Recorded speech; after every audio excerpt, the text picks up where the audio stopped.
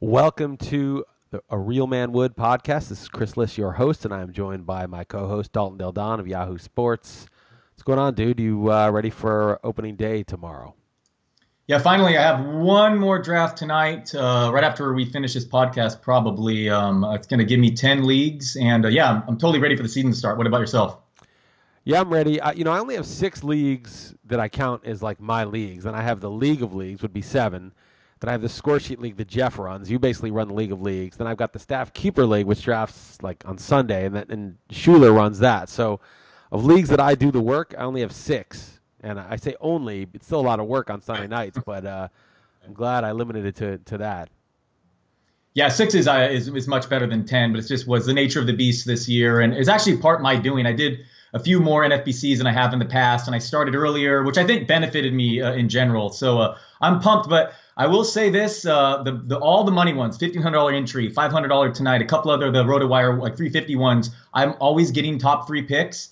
And I put my money where my mouth is for what it's worth. The $1,500 RotoWire one, I had number 2 pick, and I took Kershaw.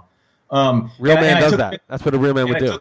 I took him in the league that we're in together, and then tonight it's $500, and it's a satellite league, and I have the 3rd pick. So my point is, I'm going to end up with a lot of Kershaw, which is scary in a way, obviously. So I mean, you don't just mix it up, do you? If they're really important leagues with money, right? You can't do that. No, and also, the thing about consolidating with the same guy in every league is obviously it's a huge risk. One year I did that with Stanton, Harper, and Strasburg in every league like 5 years ago.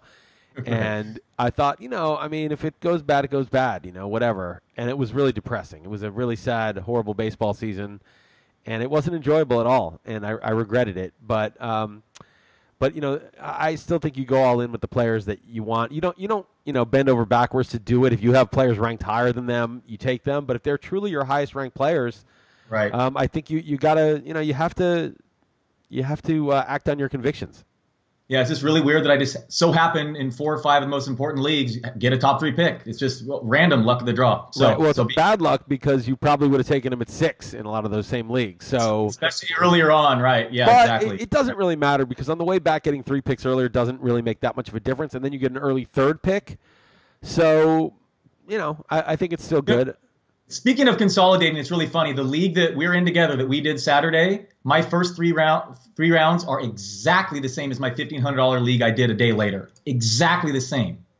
Oh, you mean Yahoo Friends and Family? Same as no, the Beat Chris Liss league on NFBC. Oh, right. Who did you get in that league? You got Kershaw. So, okay, first Kershaw, Strasburg, and Aaron Judge from the 3-hole. Then the next night, $1,500 from the 2-hole, same exact 3. That's funny. Well, I mean, if you're reaching every pick, you can of course get your same guys every league. Right. I mean, Judge in the 3rd. I'm not even a Judge guy, but the guy scored like 129 runs last year. I mean, that's the 3rd round. I mean, 15 teams. You're talking about the $1,500 one that you did?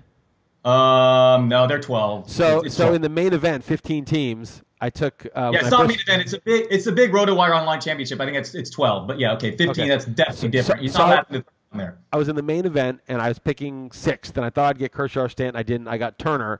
Round 2, I got Bumgarner, sadly, which I'm going to weather it because I think my team is so good. I have to just fight through it because plus Paul Sporer is just talking shit, and I got to shut his ass up. But right. So I got Bumgarner in the 2nd, and then the 3rd round, Judge made it all the way back to 3-5. And I took Carrasco. I mean, I was really happy to get Carrasco. Now that Bumgarner's hurt, I'm especially glad that I have Carrasco in round 3. But I was like, shit, like, Carrasco is the last pitcher in that tier that I wanted, and in the main event, you need the pitching. But if Judge went to 3-6 in a 15 team, I almost felt like I had to take him. So I was glad. I was almost glad that the guy took Judge, so I could just take the pick that I wanted, no problem. Yeah, it makes sense. But man, Bumgarner, I was out golfing last Friday, I believe it was, and I get off the course and I get all these texts. Bumgarner goes down later that night, same exact day. Curry sprains his MCL, I think. Just a terrible hit for the Bay Area. But man, my Giants, what a joke. Good thing Jimmy G exists because what a nightmare. I mean, Melanson, Samardzija, obviously Bumgarner's the biggest blow. I mean, the season's over before it starts, basically, because they were already, they needed everything to go perfectly to make the playoffs. It's not like they had any margin of error. let alone losing Bumgarner. So it's a problem. They were like a wild card, nutless monkey type of team. They were barely going to make it, and now, they're toast. It actually makes it might help my Phillies bet, though. I mean, that's who I'm rooting for the most. I mean, 25 Gs. I just want the Phillies to make the playoffs. Cardi's came out checking out the bat. They're not too big on the Phillies, which not super excited about. Man, but that second wild card spot is just so open. I mean, even if you consider the Cardinals, you got the Diamondbacks, the Giants. I mean, I think it's still open for the Phillies. Yeah, I mean, I think the Giants are not going to even be close, and I'm a little worried about Bumgarner because, sure, he's out till June, but if they're 10 games under 500, then are they going to? They're just going to be like, take your time. They're not going to rush him. Now, maybe if they're the flip side, if they're only a few games under, maybe they're maybe they need him and think they can make a run. I mean, they signed Longoria and Andrew McCutchen, so he's a different beast too. Even last year, coming back from a literal shoulder injury of his throwing arm, he's like, if I'm healthy enough to pitch, I'm pitching. He's he's just a country bumpkin who cares more about that than worrying about the future. I mean, this guy threw on 0 days rest, 5 innings in the World Series. He's just one of those guys. So I think if he's physically fit, he's gonna just Bochy even laughed, if you know him, or even their beat writers are don't even ask him that question. He'll get a hard response because he's going to play if he can. But the dude took him, the 11th round in the league we're in? 10th round in the league we're in, and I was happy to do that. I was targeting that. And so, that's fine. But my worry is the second round main event one, right? Because that's the 10th round, well, whatever. I'll live with whatever I get. And, that was a calculated risk. And, that was after the injury, obviously. I was just curious where you value him now is what I'm saying. Yeah, I thought that was good value in the 12. I also think the 12, you can take him a little earlier because it's easier to find pitching in the meantime, whereas in the 15, it's really, really thin. And that makes sense. Me losing him, it's almost I don't even know what I'm going to do to replace that. It's funny because I took Daniel Murphy in the 12th and Justin Turner in the 15th in that league too. So I have 3 guys on the DL, and then Brantley's on the DL, which I may have to drop him. I'm not going to hold on to, if I need the spot. In a league without DL slots. Right. So, I'm hoping that if we just had Stefania on the radio today, and she said she thought Murphy late April, and Justin Turner sometime in early May. So if I get both those guys back and just kind of cobble it together without getting too many other injuries, again, Brantley's not a serious one. I could just drop him if I have to. And then that's really got to be frustrating though, flying all the way out there to be in person, spend that money. I don't know, you probably got a free roll. It's free, but I mean, it's free, but it's not free. Round pick on a guy. I mean, it's fresh, and it's not like you came down with an arm ailment. It's that's what you get when you're a pitcher. I mean, I guess there are in harm's way with liners coming back at you, but that's just bad luck, man. Yeah, it was bad luck. I mean, look, it was such a fun event. I was talking a lot of shit. I mean, they're there for tout also. We went to Yankee Stadium. I drafted such a great tout team. I'm very bullish on that, and we'll see what actually happens with it. But, the weekend was great. I'm not going to, I want to, it's easy to get pissed and frustrated, and before you even start, you get this bullshit injury. I mean, Sale had the same thing, and, of course, nothing happened to him. So, it was just bad luck that it hit him right on the pinky knuckle. If he hits him anywhere else, if it hits him in the hip or the chest, he's probably fine. But, whatever. It is what it is. And I was saying, look, so he's out 2 months. It sucks. It's going to be hard to replace. But it's not even going to be in the top 3, probably not even the top 5 worst injuries this year. Someone's going to lose a first-round pick for the whole year in the next month, probably. Somebody's going to lose a fourth-round pick for the whole year, not 2 months. Somebody's going to lose a first-round pick for 2 months that's going to be more valuable than Bumgarner. I mean, it's all going to happen. It happens every single year. And, you think baseball is it's pretty mellow. It's just, running down fly balls and – throwing people out, but there's crazy injuries. I mean, look at basketball. Look at JaMarcus Cousins out for the year. Kawhi Leonard really never even had a season. I mean, you can lose your key guys so easily in any of these sports. Obviously, football's a joke. I mean, football's like Odell Beckham, David Johnson, Aaron Rodgers. It doesn't matter who you draft in football. Those guys are out half the fucking time. It's just extra frustrating because you want to get off to a good start. It's just natural human instincts. You're more motivated to hit that fab period early on. You're just so discouraged early on. But you do bring up a good point when you first said not one of the 5. I'm you're expecting a lot of early injuries. But what you mean is some guys drafted behind him are going to miss the whole season. Right. So hopefully he only misses 2. So that's a good point. It's not going to be one of the 5 worst. It'll probably be the 6th worst injury or the 7th. I won Tout Wars one year in AL only, where I lost Miguel Cabrera and George Springer. It's AL only for 2 months each. And that's absurd because there's no replacement value. Well, because I got Correa for nothing. That was just lucky, and he played 4 months and basically was them for those 4 months. So it was like I had no injuries whatsoever. Basically, it was the equivalent. I mean, it sucks. It's horrible. I can feel bad for myself and get down about it, but I'll put it this way. I was first overall about 2 months in, or maybe a month and a half in last year in the overall, and I finished like 7th or 8th or 9th in my league. So good start, bad start. I really like my team. I'm just really pleased with the players I got. I know everyone thinks like I'm an egomaniac and I just love every team I have, but I really like what I got. Like Jeff got Jose Peraza in the 13th round in his main. I got him in the 18th. I mean, there's just so many picks like that. Jeff got Carrasco in the 2nd. I got him in the 3rd. It's like there's just so many players like that I got later than other people. I got guys like Aaron Hicks pretty late. I just really like the team, and I just need, I need to get a little lucky with like Michael Walker or Aaron Sanchez, one of my other pitchers, to pitch like Bumgarner for 2 months before Bumgarner comes back. Sure. Yeah. I'm ready for baseball. Oh, the only thing I wanted to bring up is also sorry about the email the other day. Tell people. It's kind of funny. Come on. Okay. So I don't know anything about college hoops. I don't pay any attention. I don't really care. But you sent out an email and it was like, hey, my college hoops bracket. I don't even know how much money it's for. I don't even know if that was in the email. I think you were hiding that fact. But I'm like, oh, fuck it. So I clicked through the link, fill out a bracket in literally like 40 seconds. And so I fill out my bracket, and then I'm in New York, watching the first rounds. I'm at Foley's, like at that night that everyone goes out at before Tout Wars. And I decided to walk home like 3 miles. So I'm only seeing the beginning of the Virginia game. By the time I get home, Heather's uncle, her aunt's husband, is awake. It's like, 10:30, 11 o'clock at night in New York. And as I walk in, he's like, oh, this is the biggest upset of all time. I'm like, really? There's a 16 beating 1? He's like, yeah. And so I watched like the last minute or two of the Virginia game. And I'm like, oh, shit, it finally happened. Like, we're talking about it. I'm like, oh, I think that's good. I don't think I have Virginia anywhere. So then I check my bracket, and I have them in the finals. And I'm like, all right, well, that's fucking over. So then I just forget about it. I don't even know who I have. I'm like, okay, well, that's over. Fine. And then I email you, or maybe on this podcast, I said, how much is that anyway, by the way? You're like, yeah, it's $50. I'm like, ah, fuck. So I have to PayPal you the $50. So I'm never seeing it again. Then I did actually check it just for the hell of it, because I thought, I don't know what, there's a lot of upsets. It's not a huge pool, 18 people. The whole left side's a mess. Like everyone's left side of the bracket. So, but I had him in the final, so that's worse. I mean, not only had him in the final 4, I had him going to the actual final. So I look and I'm in first place, right? And then you email me, but I didn't really look into it because I assumed someone has like higher upside who has like some, both teams in the finals available. And you're like, dude, if Villanova just wins its next game, you win the $800. I'm like, sweet, that's awesome. Like, it's such a great thing. Like, Satya just broke this fucking lamp. She kicked it over in a tantrum, and that's $150, and we got to pay money for this other shit. I'm like, oh, $800. That would come in really handy right now. And then Duke loses, right? And I'm like, I had Duke in the Final Four, but I guess it doesn't matter, right? If Villanova wins, I win the whole thing. And you're like, oh, actually, no, Payne is 2 points ahead of you, so you can't win anymore. Right, and I'm like, what the fuck, dude? Like, why did you even inform me of that? It's just so. I looked at your possible points. Duke was up like 8 points at the time. They were favored. I didn't look at every scenario. My bad. You are such an asshole. You should pay me $800 just for saying that. A real man would just pay the $800 just for that. And then I fucking had Payne on the radio today, and I'd hear his ass gloating about it too. So that was annoying. I heard that. Keep checking. Keep refreshing your email. See if I PayPal you the money. Okay.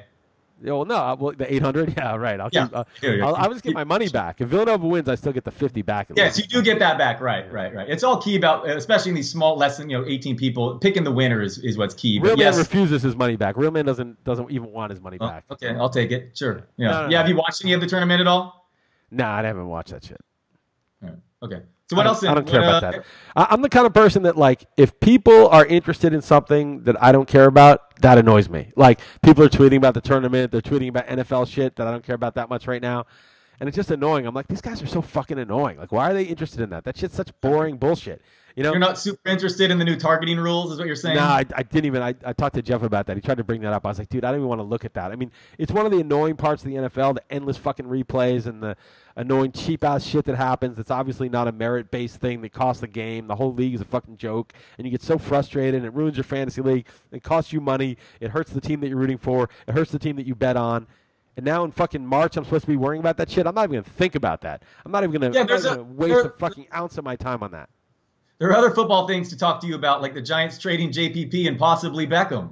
I mean, those are my two favorite players, probably my two favorite of all time after Lawrence Taylor. Right. And, I liked Strahan for a while when he was there. But, it's just...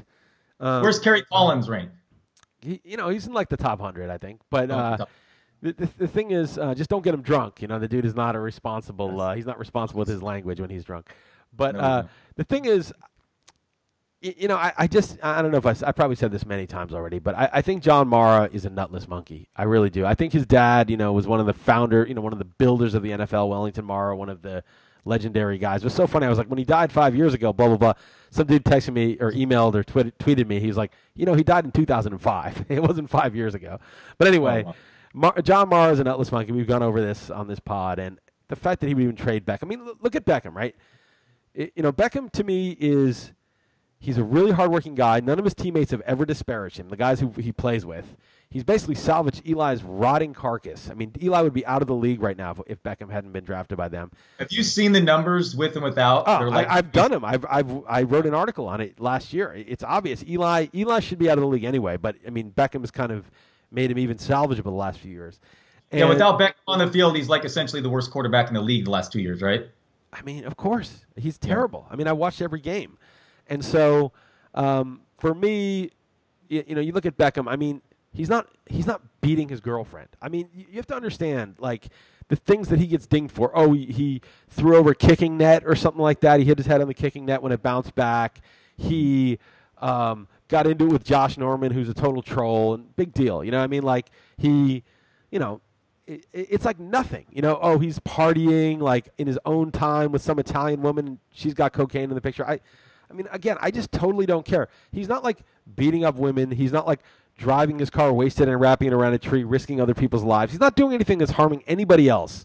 And he works hard. He's liked by his teammates. And he's a generational talent. He's one of the all-time talented receivers in the history of the NFL. And all he's done is light up the entire league every time he's touched the field. Ridiculous. With a shitty quarterback in a cold weather climate with cold weather, I was going to say bad conditions. No dome, he doesn't play in San Diego. No good second wide receiver help ever. Like, he's always getting a ton of attention. Arguably the most predictable play calling in the NFL. Horrible coaching, exactly. And he has produced at such a high level. I mean, how old is he? 25? Yeah, 25. I mean, it's just such a joke that the media is so pathetic, and the fact that some of the fans are just like such a bunch of idiots to be like, oh, he's a diva, he's this. I mean, to me, to get rid of Beckham, it would be like when the Vikings got rid of Randy Moss, and then he goes on the Patriots and scores 23 touchdowns. I mean, this is one of the greatest receivers of all time, and I want the 49ers to trade for him so bad. Of course. I would probably root for. I hate the 49ers, and I would probably fucking root for them. I would stop rooting for the Giants if they trade Beckham. If they traded him for like Aaron Donald and a first-round pick, okay, I could live with that. But like, I mean, Aaron Donald's like one of the top 5 players, top 5 non-QBs. I'm terrified if the Rams get him after getting Sue also and Peters and Talib. I mean, man. Yeah, they can be the Rams. I mean, the NFC West is going to be. I mean, the Cardinals are going to get crushed. There's 3 good teams. The early odds I saw was like the Rams are just barely favored over the Niners to win that division, which I was surprised because the Rams are loaded. I mean, I'm a homer, don't get me wrong, but the Rams are loaded. But yeah, those two top teams with Seattle in total rebuild mode too, and like if Bradford goes down, those other 2 teams could be in trouble. Yeah, well, also there's probably 3 of the top 7 coaches in the NFL in that division too. Yeah, it's really good. Yeah, no, so Odie, I know you'd be so frustrated every time I see these reports. I guess they're asking for at least 2 first-rounders. They better ask for a total ransom in return because that would just be. But I mean, 2 first-rounders. I mean, I know. No, the odds that a first-rounder pans out to the extent Beckham has is like almost 0. So what's two of them something? But like, I think you need like Aaron Donald, someone like that who's like, a game-changing non-quarterback player, like in the Beckham level of impact, and a pick. To me that would be like, okay. It's boring as shit. I mean, I don't want to, I mean, Aaron Donald's great and all, but I'd rather root for Beckham. But yeah, it's just fucking depressing. I have a friend who thinks that teams should implement a strategy of drafting 7 straight quarterbacks in the draft if they don't have one. What do you think of that? And he's dead serious. I mean, just because like you figure you'll get one, I just think it would be really hard to find out which one. Right, it's really hard to find out.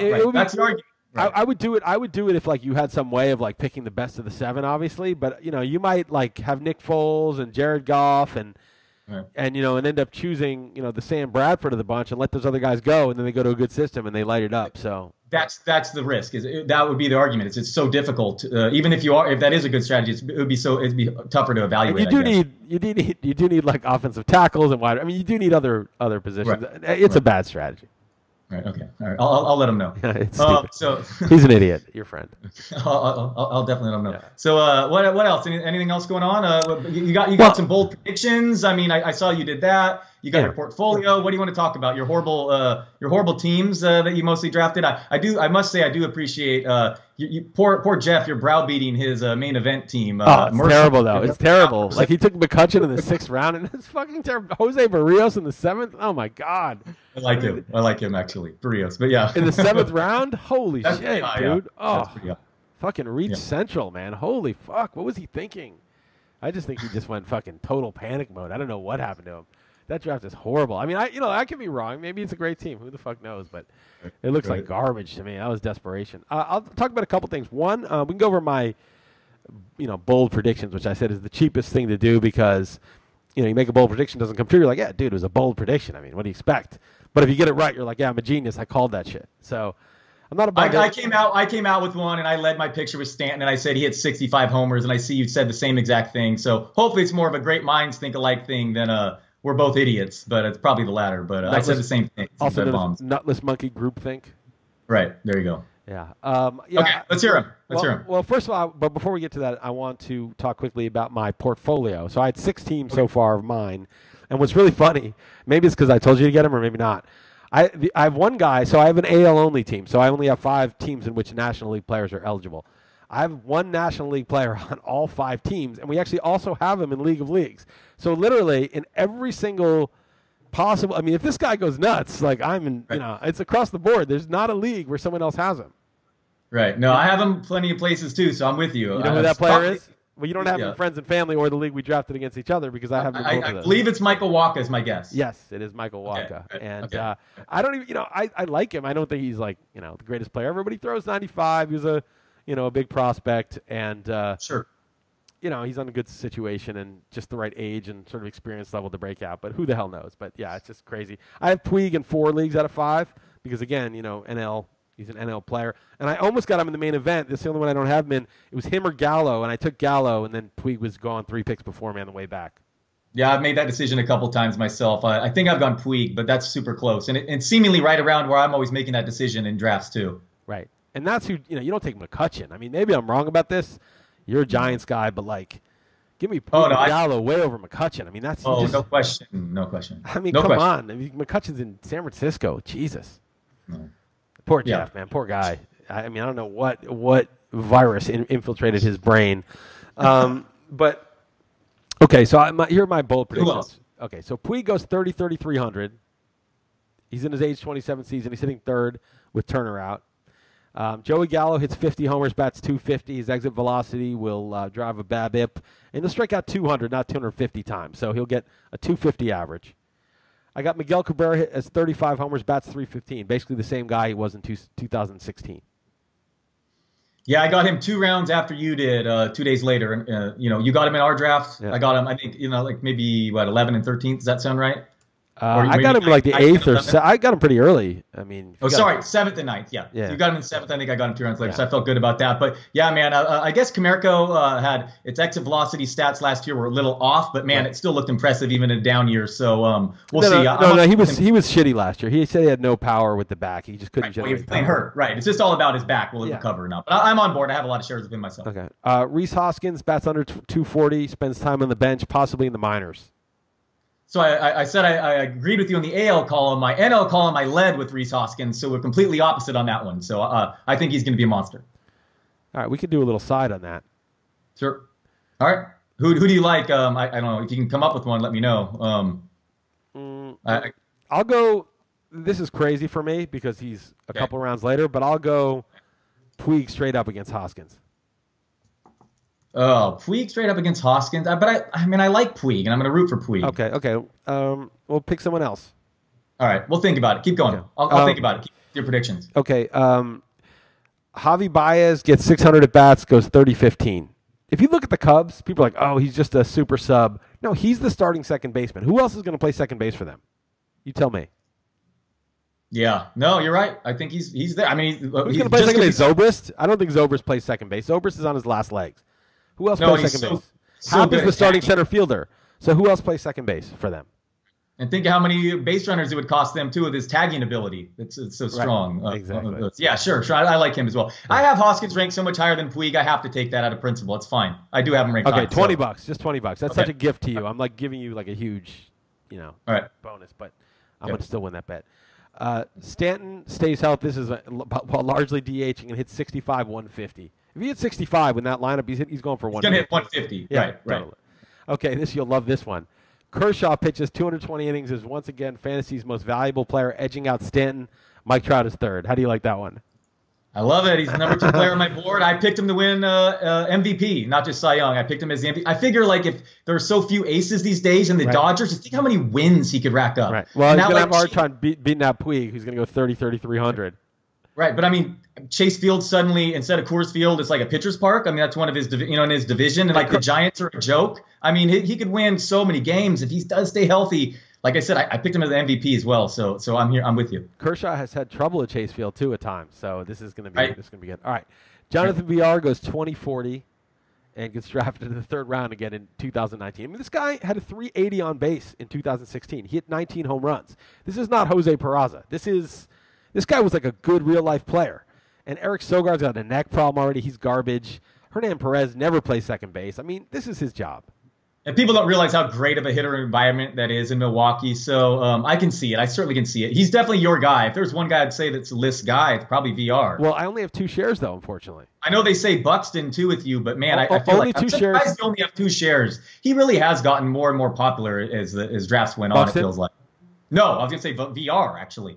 Yeah, I got caught thinking I could wait, and I couldn't. I took Beltray in one draft, thinking, I really like Beltray also, but I just I should have probably taken VR. He might have been back there. I think it was in our draft. I waited.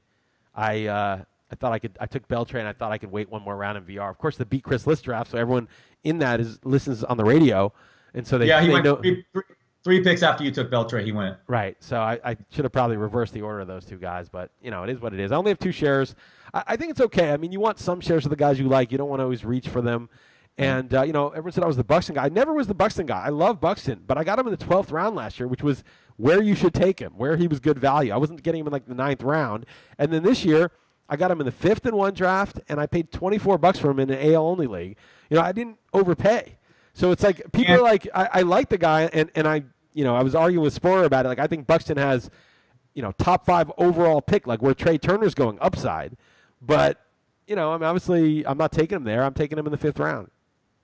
Yeah, like a lot of projection systems have Minnesota scoring more runs than the Rockies, or right there with them this year. And that park actually is a hitter's park. So my main question now is the news that came out today that he's hitting 8th. Does that matter at all to you? It matters a little bit, yeah. It's not good. It's not good for stealing bases. It's not like he's hitting from a pitcher, which is right. Of course, that does matter. What I mean is that the news, this piece of information now before the season started, would that let you? No, I wouldn't. It wouldn't change because I don't think that's permanent. I think they're just taking pressure off him. He hit 3rd last year to start, and he was terrible, and it just over. I think they're just like, you go play defense, do your thing, get in the groove, and then I would assume they move him up. But who knows? I mean. I wanted to fade that team because obviously they kind of came out of nowhere last year, but they really subtly improved during the offseason, like cheap signings, innings eaters like Lance Lynn, and Logan Morrison. So in that division, they have 2 tanking teams in Detroit and the White Sox. So I picked them as my wild card over the Royals. The Royals suck too. There's 3 bad. They suck too, exactly.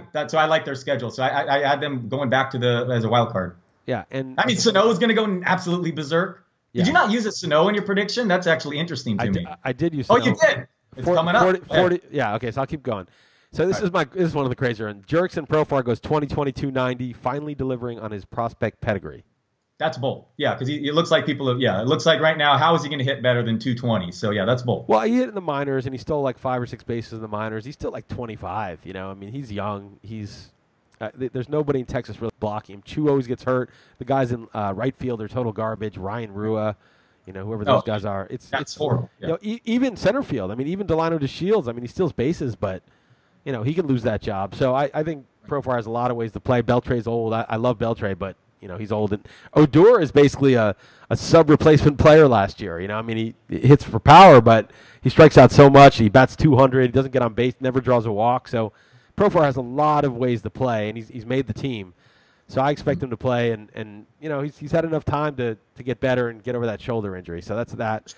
Hanley Ramirez goes 30, 110, 290, essentially reprising his 2016 season now that he's healthy.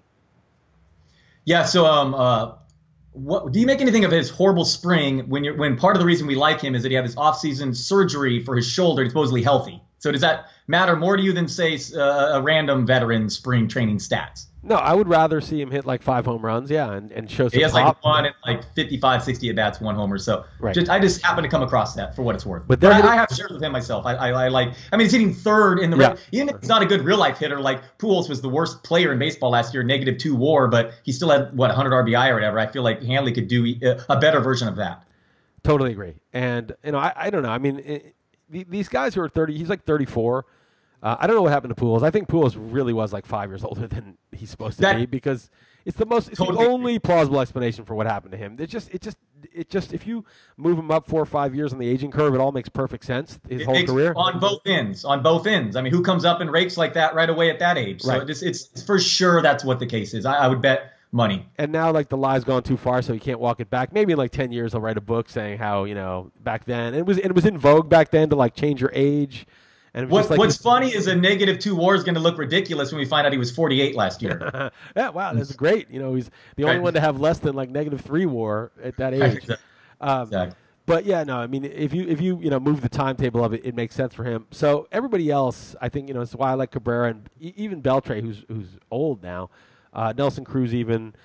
If you're a Hall of Fame level bat, and I say that loosely, like a lot of these guys don't end up in the Hall of Fame because of injuries, because of defense, because of whatever. But like if you're Lance Berkman, who whenever he was healthy, or Chipper Jones, or Ryan Braun, who he's so annoying to own because he misses like 2-3 games every week. But all these guys that are basically Hall of Fame level hitters, okay, who aren't going to make the Hall of Fame. Some of them will, some of them won't. Chipper Jones did, but some of them won't just because of injuries or personality or whatever, defense. But Hanley Ramirez is another one of those Hall of Fame level bats. One of those guys that is an elite hitter of his generation. When maybe he doesn't take great care of himself, but when he's healthy, he's going to hit. That's my contention when he's in his mid-30s. And the only reason these guys decline that much in their 30s is because they get hurt more easily and they have a harder time recovering from it. Yeah, I mean, I'd like to see DH a little bit more open for him, but supposedly he feels healthy, and if he's hitting third in that lineup and a righty in that ballpark, it's just such a terrific situation. Yeah. Okay.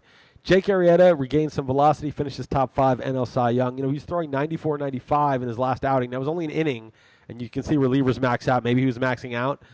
But if he gets that velocity back, I like him a lot. Hope you're right. For my Phillies bet, I absolutely hope you're right. Okay. I don't own any shares of him. Okay. I got him in only the league that we're in that we did the other night. Taijuan Walker, who I only have 2 shares of, but I really like with the Humidor. He had like a 270-something or 290-something ERA on the road last year. Got beat up at home. I say he's a top 10 NL Cy Young voting. He was throwing 95. He's a big prospect. Just about the right level of development and age to break out. Yeah, interesting. I keep going back and forth with Godley or him, and I end up with Godley in most places. I forced us to take him in League of Leagues, but you wanted Walker. He was drafted aggressively in that one, but I'm curious who finishes higher there. But to you, it's Walker a no-brainer, right? It's not a no-brainer, but when I did my research, I liked his profile better. His bigger prospect, throwing 95. I just thought, Yeah, and Godley's batted ball profile means the Humidor should theoretically help him a little less. Right, more of a ground baller, right? Okay, so we got Sano, hits 45 homers, finishes top 5 in the MVP voting. Sonny Gray leads the AL in wins with 19, given the run support and bullpen. You're totally right about run support and bullpen. I've faded him mostly just because he doesn't have overpowering stuff at all, and in that environment, the ERA. But he could win that many with a 4 or 5 ERA, I guess. So I can't really argue with you too much there. And sometimes wins are overrated, including myself. I love Luis Castillo. This guy's sick and he's ace, but it's like, well, maybe the Reds aren't going to score, or just provide him with a lot of wins. So or defense, I can see it. Bullpen, right, like defense, wins. The whole thing is bad with the Reds. I mean, Iglesias is good, but the rest of the pen isn't. Yeah. I'm trying to avoid like, Paul Sporer was getting all excited. Oh, I picked up Tyson Ross. I fabbed Tyson Ross. It's like, but he's in San Diego. I mean, it's good for the ERA and WHIP if maybe league average because of that. But is he really going to get enough wins? All right, Roldis Chapman leads the majors with 50 saves for the same reason. I mean, just they're going to have a lot of leads. They have great setup options, so they're going to preserve it right up to him, and he's really good. The next two, the one after this, I agree with completely. Chapman, I said, is way closer to Kimbrel than he is number 4 on my board, and I own 0 shares of Corey Knebel is who you're going to talk about next, right? Yeah, walks too many batters, loses the closer job to Josh Hader by June. Yeah, Hader's filthy, so for sure, I like that one. Yeah. And then Aaron Sanchez finishes top 5 in the AL Cy Young. I have him in a lot of places. That guy I think he won the AL ERA crown in 2016 with like a 3.05 ERA. I think he had the best ERA in the AL 2 years ago. Then last year he missed most of the year with bad blisters. I mean, okay, maybe the new ball is going to affect him again. Maybe not. Rich Hill seemed to get over it eventually. And the dude throws 95, and his peripherals were not great the year that he led the AL in ERA, but sometimes guys pitch, their peripherals catch up to their stuff, and he throws 95. He's a big prospect, so top 5 AL Cy Young voting. Yeah, I was reading Cardi's the bat, like his win projections articles in the Vegas over-unders, and one of the things he was pointing out is his projection system loves the AL East based on interleague play. Schedule-wise, he thinks that Vegas is off on its strength of schedule, and I think the one he loves even the most is the Blue Jays based on projections. So you got to like that. So schedule-wise, and I know you've been Sanchez is one of those guys that has risen among draft boards from what I've seen lately, but maybe past the blister problem, so I could see it. So sure. Okay. This is a crazy one. David Dahl comes up in late April, early May, finishes as a top 25 overall player. Desmond looks done, doesn't he? Well, I have Desmond in the main event, so I hope he's not, and he has a big contract, so I think they're going to give him every chance. I think the guy that loses out is Parra, with Ryan McMahon making the team. But I think Cargo, was really bad last year and always gets hurt, so he's maybe on his last legs too. I think Desmond sticks around, but unless he's just so terrible. I think it was Rob Silver pointed out on Twitter that he had all the projection systems for McMahon, and if you put in like a lot of at bats, they still like 600 plate appearances spewed out like 16 homers or something. So it's like his advice is trade him now. Now coming off a big spring, news is that he broke camp. So that's interesting. All the projection systems don't really love McMahon, even with Coors Field. Yeah, I'm pretty sure the projection systems aren't great with rookies. They, like the Eric Thames coming across from crushing the Korean League. The projection systems do best, I would think, with the Freddie Freemans, the Anthony Rizzos, the Miguel Cabreras, the Edwin Encarnaciones. They do the best with the stuff that has a lot of data. The stuff where there's like rookies, in-cores coming in, I just, when a guy tweets out, the 3 projection systems think this, well, they all have the same inputs. So it's not like 3 different things. Oh, there's 3 different people saying this. No, it's 3 of the same basic inputs because the projection systems know which inputs are most predictive. So they all have, done the work. So it's, the basic inputs. But when the inputs are more, variable, when it's, it's changing leagues, going to Coors Field, they can adjust in general for that stuff. But I don't know. I think the volatility and also the mean projection for that guy doesn't matter, right? You're not drafting McMahon in like the 9th round. You're drafting him like the 15th. So like all you're hoping for is you catch lightning in a bottle in Coors, and there's huge upside there. And that stuff is I feel like that's poison. Like that kind of I like Rob Silver's analysis. He's a smart guy. He won the NFBC main event. But when people just say, the projection system think this, don't draft him over, friggin' Miguel Cabrera, but in the 14th, 15th round, take a shot. It might be wrong, but I think his point was interesting in the fact that was very modest projections for someone playing in Coors Field, and the hype. I mean, that's really low, I would say. So the projections might be wrong, but I think it's just worth noting. But I get what you're saying. Don't get married to it or wedded to it, especially like the aforementioned Luis Castillo, right? So he's completely throwing 2 new pitches right now that he didn't even have in his arsenal when he put up those minor league numbers in which that projection system is using. So it's not, of course, some things you can't account for. Giolito, I'm seeing some really poor projections, and I'm like, and I could be wrong and they could be right, but to me, it seems like a different pitcher right now. The pedigree, another year removed from surgery, throwing a curve different, blah, blah, blah, all that stuff. What the projections must have been for Luis Severino last year. Okay.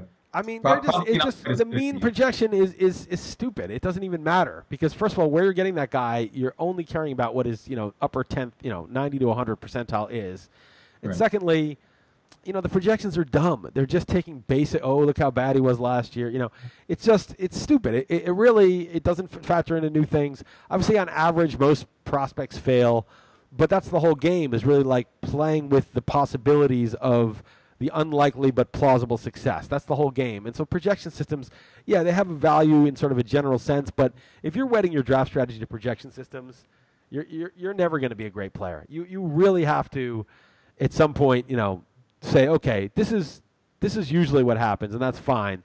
But what's unlikely but plausible? And I totally understand that. That's just part of the puzzle, though. I think it's kind of part of the puzzle. Maybe you don't think it is at all. I think it's part of the puzzle in the sense that, and you don't need a projection system to tell you this, that most prospects, no matter how hyped, fail. Right? Most guys who throw 97 and blah blah and look electric in spring training fail. And you have to know that and can't be like excited like, oh, every guy's going to pan out. Oh, he's in chorus. He's going to be a monster. Like, you can't be naive about it, right? I don't need a projection system to tell me that most likely Ryan McMahon is not a starting first baseman in a 12-team mixed league. Most likely he is not. That Scott Kingery is most likely in 450 at-bats, or it is projected for, not going to be an important fantasy player in a mixed league this year, okay? Yeah. I don't need a projection system to tell me that. I know that. But I also can start to see with different players and different skill sets what's unlikely but plausible, and to say, okay, that's fine. It's if you were to say straight up, like, who's going to do better, say Jonathan VR or Ian Kinsler, I would say on a 50th percentile basis, I would take Kinsler, right? But show me what their top, the 86th percentile season looks like for Kinsler versus VR. Well, one of them is going to have 40-something stolen bases in that case. And so, I think that's the kind of I'm a little bit like the projection stuff's gone too far. It's not gone too. I'm glad that it's out there, but I think like it's don't read that stuff and think, oh, okay, this is the truth. I get what you're saying. Scott Pianowski tweeted at me saying we need a prop bet on McCullers versus Keuchel somehow, and I haven't responded to him yet because I thought about it. I'm like, I just don't see a fair one on that. I think that Keuchel far more likely to finish with more fantasy value, but I have McCullers ranked higher because I think he's far more likely to win the Cy Young. Right. So that's what you do. You say let's do $5 who does better, and $500 if one of them wins the Cy Young. Right. So that's a good one. That's fine. That's a fine bet, right? Because you're basically saying, look, even though it's an unlikely scenario, Cy Young, say top 5 in the Cy Young voting or something, right? Which Keuchel has won a Cy Young, by the way, so you'd be taking a pretty big risk. But and he's going to get run support, and he plays good. I mean, I still like. It's funny I'm saying that when the person that I'm going to get actually done the thing like a few years ago, right? Yeah. But I'm saying you structure it like that. We got in the same thing because like my AL Tau team is so aggressive, and I have so many DL guys. He's like, well, I'll bet Vlad's team against yours. I'm like, well, let's just bet who wins, right? I don't give a shit if I'm in 7th and he's in 6th. Like, oh, he beat me. Like, we both lost if that happens. Right. I'm just trying to win, so let's bet on winning the league. And so we did like a compromise. But yeah. But back to that real quick. I guess I would just say if guaranteed 600 plate appearances, given half of them in Coors Field and how he's hitting spring and kind of, I mean, not like he's a great prospect or something, but I would have thought that would have spewed out top 15 fantasy first baseman results is what I'm saying. And it didn't. Yeah. But I don't know. I think they regress that shit pretty hard for everybody. They're like, okay, sure. I think what they're saying is kind of like he's just going to be kind of a scrub, but we're forcing him to have 600 at bats, which is not exactly how it would look if he actually earned 600 at bats. If he earned, that's a fact you cannot really. But you can't really. They're just saying, okay, let's just project like his kind of shitty 50 percentile performance and then push that across 600. Push that, right? He's either going to get 200 at bats with that shitty performance, sent back down, or he's going to be good. And you don't know when the light bulb goes on. And look, they're correct about like how often it goes on and how likely it is to go on. Sure. But that's not, it's not, it's not just you would just never end up with a Severino on your team from last year, or like my example is Giolito this year. I'm not saying it's going to turn out good, but you would never end up with a guy like that on your team. And you have to win, to win the main event or to win these big contests, you need to be solid. And so, adhere to some of the projections and not be foolish about like jumping guys that aren't that good. But at the same time, you need a few Severinos. The year that I finished 12th, I had Harper when he won the MVP. I had a few guys like that who were probably way ahead of what the projections had them. Sure. But those are the guys. There is volatility that you want to embrace. So. Anyway, I like David Dahl as well. Yeah.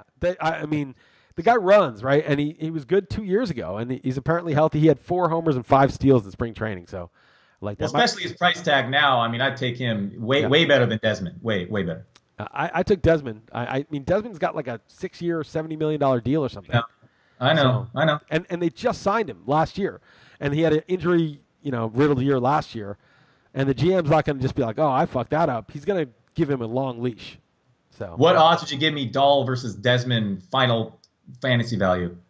Well, I mean, straight up, I like Desmond, but I mean, in terms of like being a top 20 player, I probably like Dahl. I mean, Dahl is has more upside for sure. Would you give me odds just overall? No, because I already just predicted Dahl comes up. I just made a prediction about Dahl, and I'm already defensive about Desmond because I took him in the main event. I need him to do well, and I want to add more like stress about it.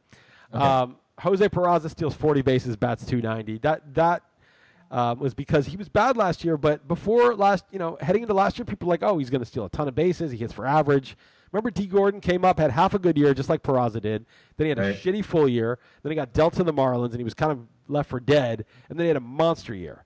I think this guy's got a little bit of that in him. He was 23 last year. I mean, it's tough. It's hard to hit in the majors when you're 23. Didn't have a good year. I think this year he improves.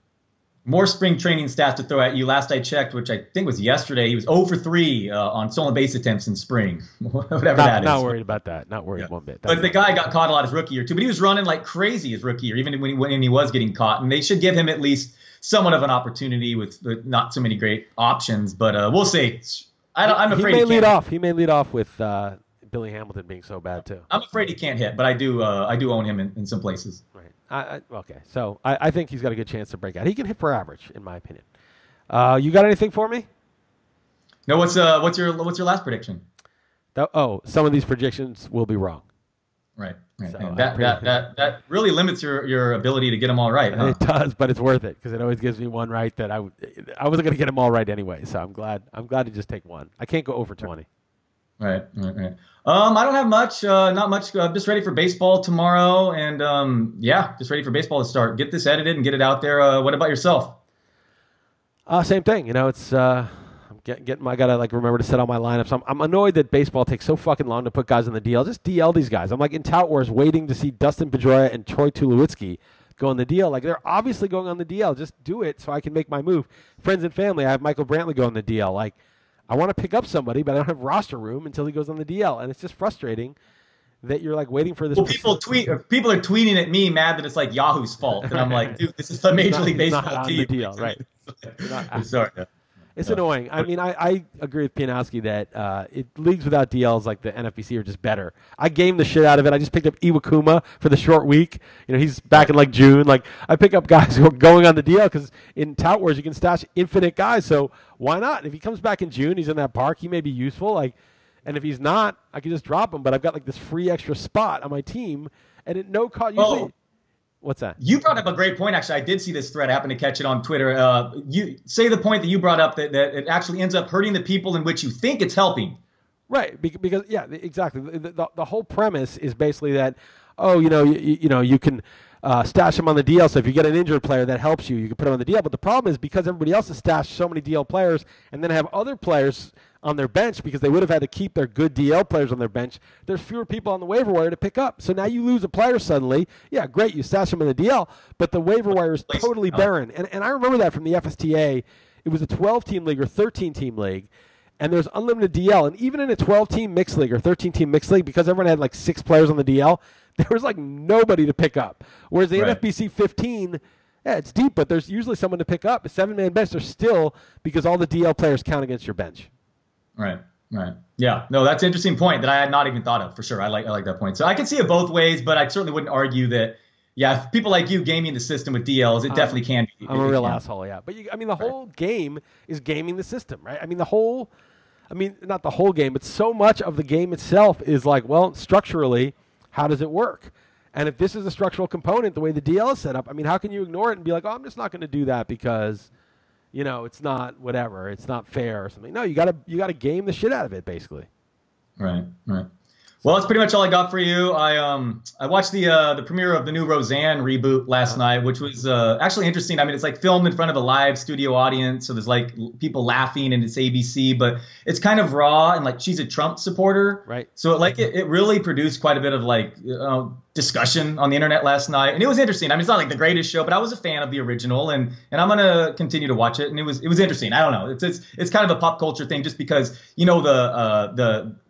know you like talking about politics, but most of like the media, like TV shows, I'm guessing, aren't too much pro-Trump, I would imagine. So none of them are. Yeah, it's interesting to see a counter to that, and they don't even, and even if you're against Trump, they present both sides, at least through the first 2 episodes. So I don't know, I found that kind of interesting. Obviously, Roseanne's a polarizing type character, so So I don't know. I'd check it out if you haven't yet. All right, maybe I'll check it out. I don't watch much TV except like Netflix stuff. But I'll say Sure, one. sure, I'll say one other thing. interesting. There's a lot of like call for diversity, like the New York Times or the Atlantic, and they always hire some neocon fucking scumbag who's like, pro bombing Iraq, like was, advocating for the Iraq War. There's two types of columnists that are never ever featured in the New York Times, the Atlantic, esteemed, major outlets, and they are pro-Trump and pro-Bernie. Everybody is either pro-Hillary or fucking neocon. They're basically pro-war, pro all that shit, that bipartisan consensus that is like fucked us with the banking disasters and the war for so long. You never see a Bernie Sanders supporter writing for the New York Times, a guy who's pro-Bernie, anti-Hillary, and you never see a pro-Trump, anti-Bush, neocon, anti-neoconservative. It's like, where's the diversity? Do you ever see a Muslim writer at the New York Times? Do you ever see a Palestinian writer at the New York Times? No. You just see a very narrow spectrum of permitted discourse in these major outlets. They talk about diversity, so they hire some nutless monkey conservative, another one. Why don't you hire a Trump supporter, somebody who actually, is a libertarian or a Trump supporter? Why don't you hire a Bernie supporter? Why don't you hire a Palestinian or a Muslim? They never hire them. It's always just more of the same bullshit. And they consider it diversity because the only diversity is left versus right. Hillary versus Bush, basically. Hillary versus Romney. Those are the two camps that are basically allowed to, opine in our official paper of record. And it's amazing that there's really just no diversity in any real, and there's no real ideological diversity in any real sense. It's funny you say that because your boy, Keith Law, I was just seeing he's railing against the New York Times, and he's not even a Bernie backer, but he canceled his subscription and was really given a hard time, really railing against the New York Times. So it's funny you say that. For what? And I know he's your boy too. So just why is he my boy? Why I don't even know the guy. What? No, I don't know. Just back in the day, I thought you had never friends with that guy. Okay. Well, I thought you had an interaction. Is what I was told once. On that thing. Yeah, that was nothing. But yeah, go ahead. What was his issue though? What was his issue? Just their agenda or something. I don't know the details. I don't want to put words in his mouth. Okay. But just I know that he was frustrated with how it's being run right now, and it's interesting. I just heard that a couple days ago, and you bring it up a couple days later. Yeah. So apparently that's a thing right now. It's going to shit in a lot of ways. There's a lot of things that are bad about it, but all right, let's end it here. That's good enough. Good enough for us. All right, man. Cool. Good times. All right. Take it easy, Dalton. All right. Later, man. Take care. Later.